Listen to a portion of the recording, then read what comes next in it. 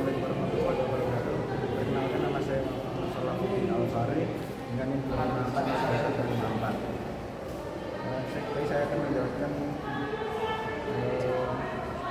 makalah saya yang berjudul Revolusi Teori Manajemen. Baik, secara perkembangan ilmu manajemen, seperti diketahui, ilmu manajemen berkembang terus hingga saat ini.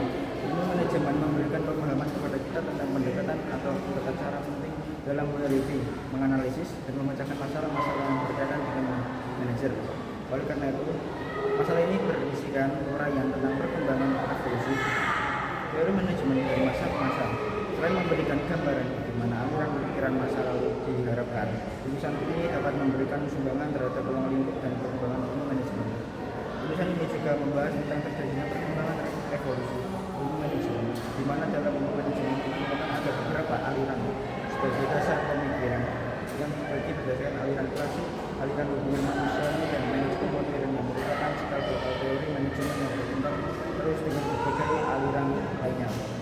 Adapun aliran pemikiran klasik dikenal dengan pendekatan proses dan produksi, sedangkan aliran hubungan manusiawi lebih melihat dari sisi bagaimana sumber daya manusia yang berada dalam organisasi. Selanjutnya, manajemen di era manusia sosial.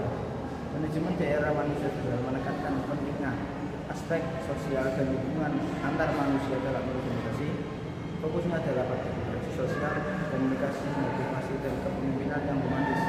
Organisasi dipandang sebagai komunitas sosial di mana karyawan bukan hanya sumber daya tetapi individu dengan kebutuhan emosional dan sosial yang harus diperhatikan agar produktivitas dan kepuasan bisa meningkat. Karakteristik utamanya yaitu pendekatan humanistik dan partisipatif, komunikasi terbuka dan efektif, sehingga kepemimpinan yang empatik dan kolaboratif. Selanjutnya, perkembangan budaya organisasi yang adaptasi terhadap perubahan sosial dan teknologi. Baiknya C, manajemen di era modern evolusi.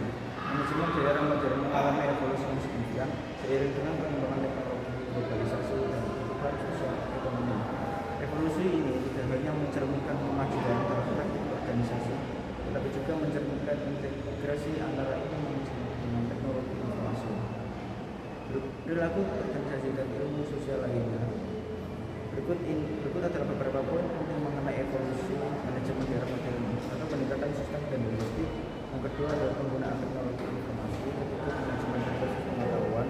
Keempat, fleksibilitas dan adaptabilitas. Kelima, pendekatan humanistik dan kepemimpinan. Keenam, organisasi dan manajemen multikultural. Ketujuh, manajemen berkelanjutan dan tanggung jawab sosial. Dan delapan, agile dan metode manajemen modern. Selanjutnya, teori manajemen. Manajemen adalah proses perencanaan, organisasian, pengarahan, dan pengendalian untuk mencapai tujuan organisasi secara efektif dan efisien. Teori manajemen merupakan kerangka pemikiran membantu memahami bagaimana manajemen dijalankan dan dikembangkan. Satu, teori manajemen klasik. Teori ini berkembang pada awal abad ke-20 dan menekankan pada struktur organisasi dan efisiensi kerja. Tokoh utama dalam teori ini adalah Frederick Taylor dengan scientific manajemennya yang fokus pada peningkatan produktivitas melalui studi dan gerak.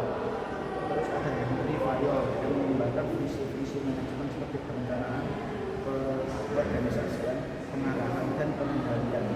Lainnya ada Max Weber yang menggunakan konsep birokrasi sebagai bentuk organisasi yang ideal dengan aturan yang jelas dan hierarki yang tegas.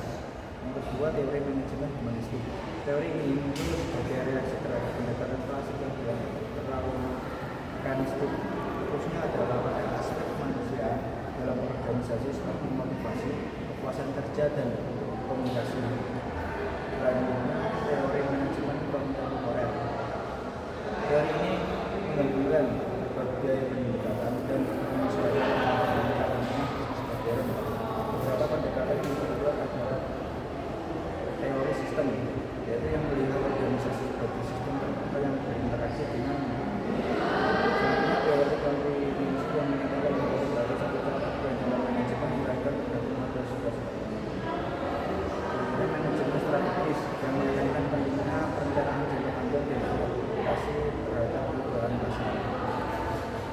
kesimpulannya yaitu ilmu manajemen merupakan disiplin yang terus berkembang seiring dengan perubahan zaman, kebutuhan organisasi dan dinamika teknologi. Perkembangan ini dapat dipahami melalui perjalanan historis yang dimulai dari aliran klasik, berlanjut ke era modern, dan berkembang hingga manajemen modern yang kompleks dan rapi. Pada tahap awal, teori manajemen klasik fokus pada efisiensi organisasi dan kendali melalui pendekatan flu. Meskipun era modern, manajemen mengalami evolusi besar dengan mengadopsi pendekatan sistem, teknologi informasi, fleksibilitas organisasi serta penekanan pada kepemimpinan transformasi manajemen berbasis pengetahuan dan tanggung jawab sosial.